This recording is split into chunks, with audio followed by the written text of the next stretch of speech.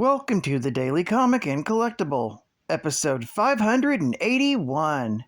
Now today, the collectible of the day is the Funko Toys, Marvel Comics, Mech Strike, Monster Hunters, Doctor Doom, Pop Vinyl Figure.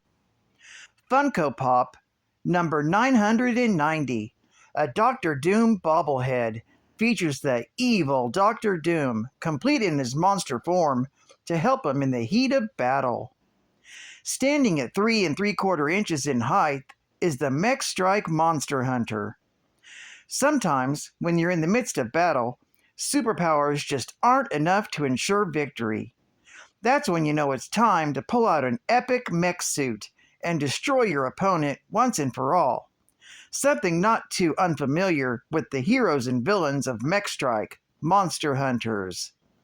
Add some power to your Funko collection today with the Mech Strike Monster Hunters Pop Vinyl figures. This figure was released by Funko Toys.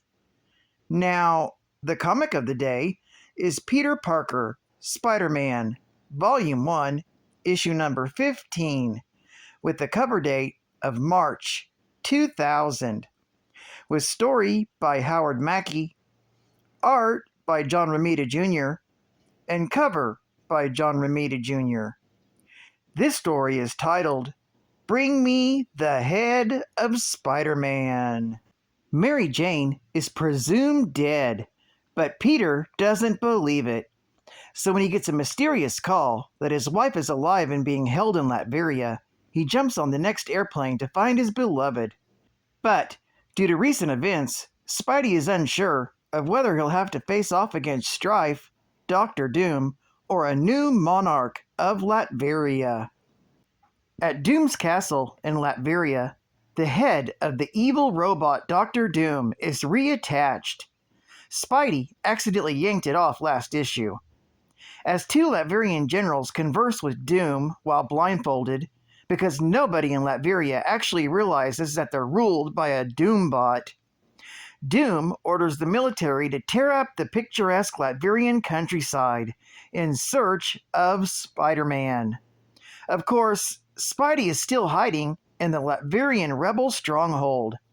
That is, until he hears explosions outside, and he bounds up the stairs. Spidey is just about to take on the entire Latverian army when Anna, the daughter of the rebel leader captured by Doom, stops him, convincing him that it will do no good.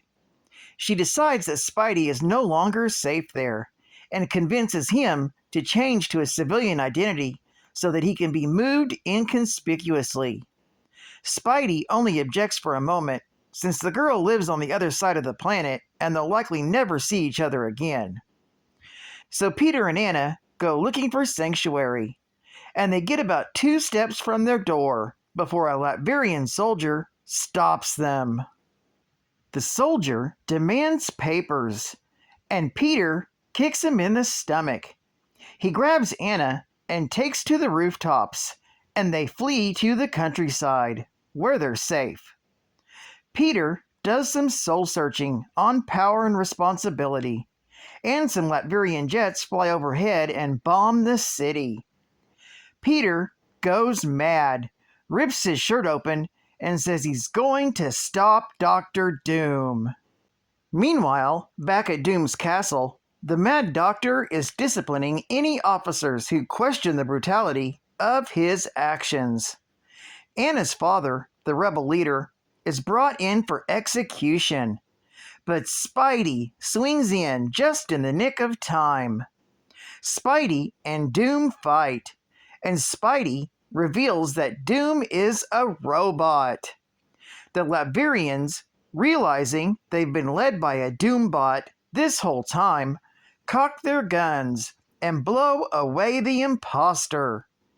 Spidey swings out of the castle with Anna's father, drops him off with Anna, and gets mad at himself for going all the way to Latveria just because some weirdo on the phone told him to do so. This story is continued in Peter Parker, Spider-Man, issue number 16. Geek Fact: Spiderman, under siege in a mutant strife-led Latveria, even though he's only mentioned in this issue, decides the only way to get answers is to invade Castle Doom. It ends up being the unhinged wall crawler versus the forces of Doom's stronghold. Bonus Geek Fact: Cable's clone, Strife, lands in Latveria and intends to take over the place and make it the capital of his new empire. Strife's main adversary is X-Man, which brings us to the real reason Strife invaded Latveria, so that he could use Dr. Doom's technology to steal X-Man's powers all for himself. Advertising ad facts. Lead, follow, or get out of the way. Three Musketeers. All pumped up for non-stop action. Oh my god. It's huge. Starring Fluffy, pumped up chocolate. Nothing can stand in your way with 3 Musketeers. And final geek fact: the term Doombot refers to various series of robots originally created by Dr. Doom. All robots that are now identified as Doombots are exact physical and mental replicas of the original Victor Von Doom in his armored form. They're designed with psionic disguising circuitry that is capable of fooling low-level telepaths into accepting them as the real Dr. Doom. Their advanced AI program makes them believe themselves to be the real Dr. Doom, except when they are in the presence of Doom or another Doombot. They were created to replace Doom whenever he cannot be present at a situation, or whenever he does not want to risk his own life.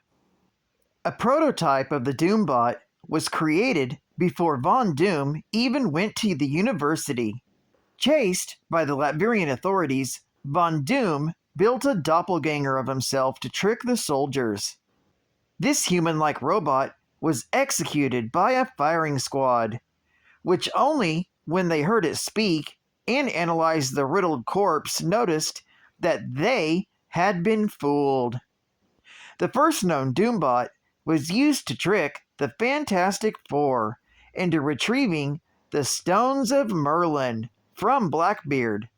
When the quartet returned, they fought the Doombot and destroyed it and realized the truth. Well, I'd like to thank you for joining me for an interesting daily comic and collectible, and I hope to see you again Wednesday. This is Catman Comics Man, and I'll catch you on the flip. Over and out.